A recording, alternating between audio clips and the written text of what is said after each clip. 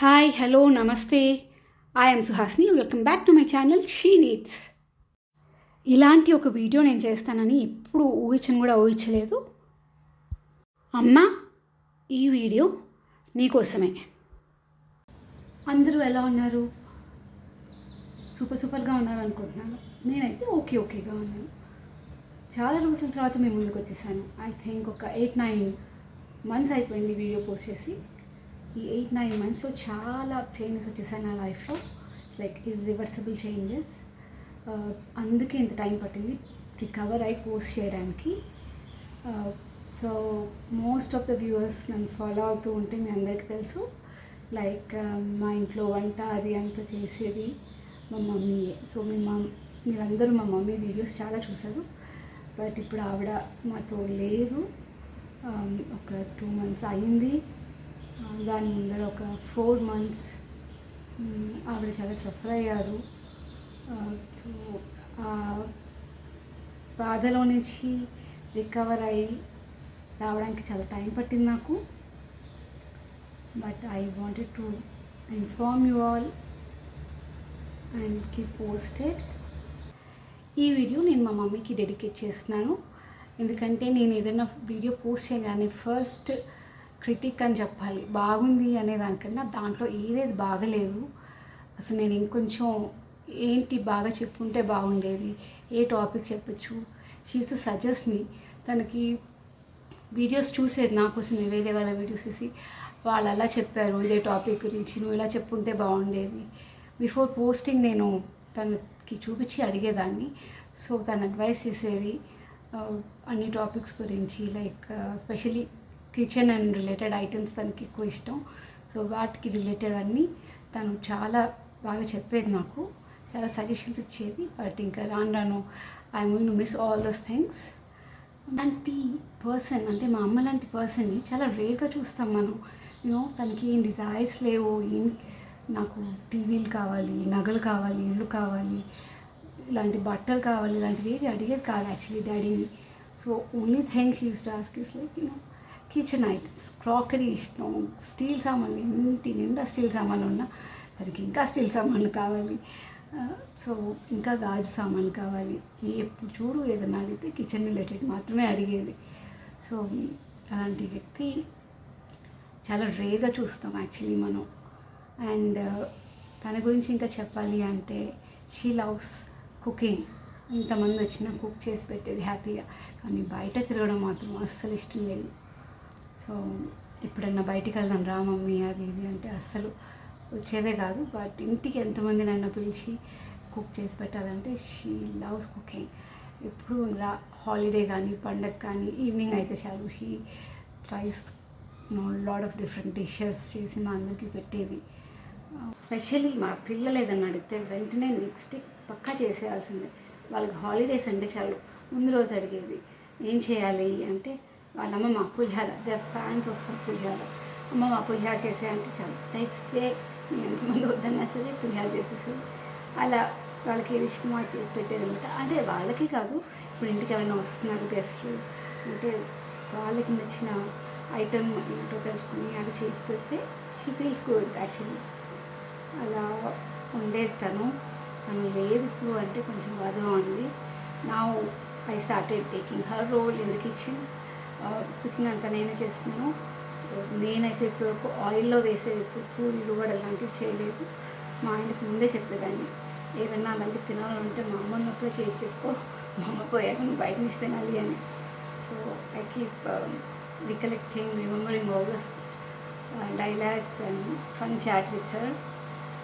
నా ఛానల్లో నేను ఒక కొత్త కాన్సెప్ట్ ఇంట్రడ్యూస్ చేయబోతున్నాను, వంటిల్లు అనే కాన్సెప్ట్. ఇది నేను మా మమ్మీకి డెడికేట్ చేస్తాను, ఎందుకంటే తన ఫేవరెట్ ప్లేస్ కిచెన్. సో తను ఎక్కువ కుకింగ్ ఇంట్రెస్ట్ కాబట్టి తన కోసం ఇది డెడికేట్ చేస్తున్నాను. ఈ కాన్సెప్ట్లో ఏంటి అంటే నేను డిఫరెంట్ పీపుల్ ఇళ్ళకి వెళ్ళి, లైక్ వేరే ఊళ్ళు, వేరే హౌసెస్, వేరే వాళ్ళందరూ ఇళ్ళకి వెళ్ళి వాళ్ళు చేసే స్పెషల్ ఐటమ్స్ని నేను నా ఛానల్లో మీకు ఇంట్రడ్యూస్ చేస్తానన్నమాట. అలాగే some kitchen related tips, home related tips, cooking రిలేటెడ్వి ఇలాంటివన్నీ కలిపి కంపైల్ చేసి నేను మీ ముందుకి తీసుకురావాలనుకుంటున్నాను అనమాట. ఇది మా మమ్మీకి డెడికేట్ చేస్తున్నాను, ఎందుకంటే as I told her favourite topic is like వంటలు.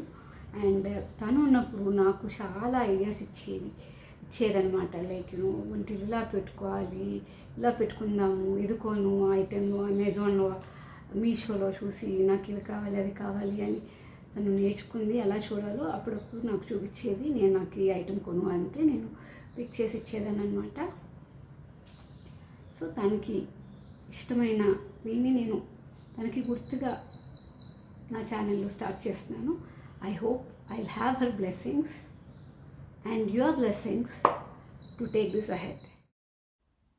ఇది తనతో లాస్ట్ ఫోటో నాది. అసలు అలా జరుగుతుందని మేము ఊహించని కూడా ఊహించలేదు. రిహాబ్ సెంటర్లో ఉండేది, ఇంటికి వచ్చేస్తుందేమో అనుకున్నాం, కానీ ఇలా అయిపోతుంది అనుకోలేదు.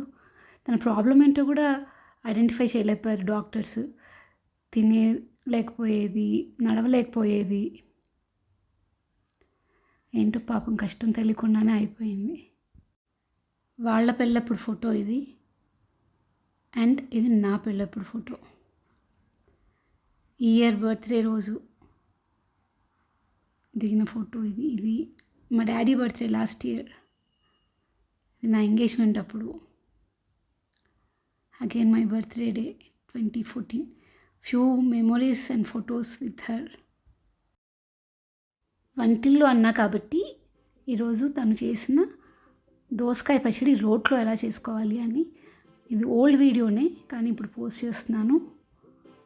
దోసకాయను ముందు కట్ చేసుకొని దాంట్లో కావాల్సిన పచ్చిమిరపకాయలు అవి కూడా కట్ చేసేసుకొని ఒక బాండి పెట్టుకొని దాంట్లో ఆయిల్ వేసి పోపు తిరగమాత వేసుకొని శనగపప్పు, మినపప్పు, ఆవాలు, జీలకర్ర, ఇంగువ, ఎండుమిరపకాయలు అన్నీ కావాల్సినవి వేసేసుకొని వేయించుకోవాలి బాగా. అవి కొంచెం వేగాక పచ్చిమిరపకాయలు, పసుపు, ఉప్పు, చింతపండు కూడా వేసుకొని ఓ 2 నిమిషాల పాటు వేయించుకోవాలి.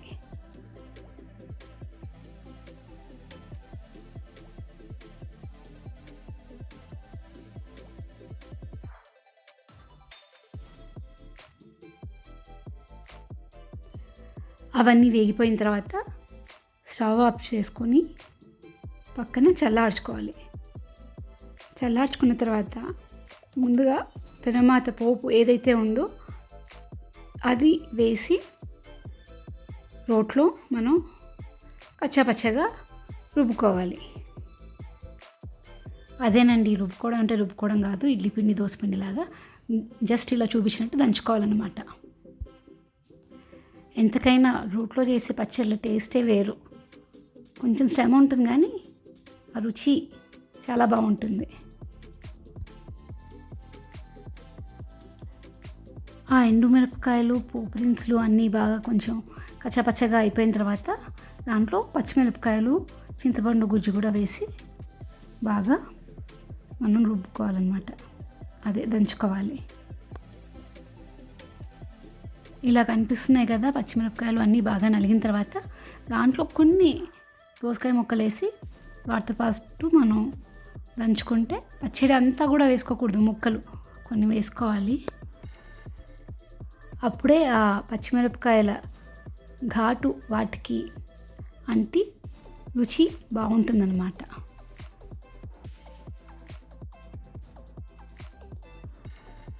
ఇక్కడ చూపిస్తున్నట్టు మధ్య మధ్యలో ఇలా చేత్తో మళ్ళీ దాన్ని రోట్లోకి తోస్తూ మెత్తగా దంచుకోవాలి.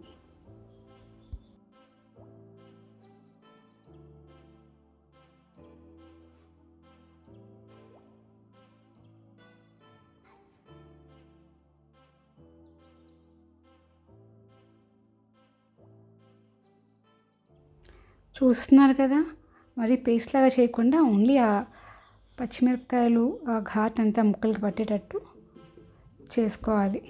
ఇప్పుడు ఆల్మోస్ట్ మన పచ్చడి అయిపోయింది. రోట్లో నుంచి తీసేసి ఒక గిన్నెలోకి ట్రాన్స్ఫర్ చేసుకొని కొత్తిమీరతో గార్నిష్ చేసుకుంటే మన పచ్చడి రెడీ.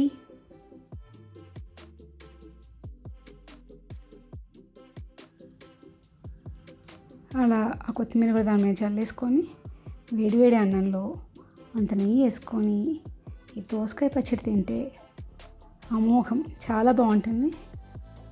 మీరు కూడా తప్పకుండా ట్రై చేయండి. రోట్లో కాకపోయినా మిక్సీలో అయినా సేమ్ ప్రాసెసే.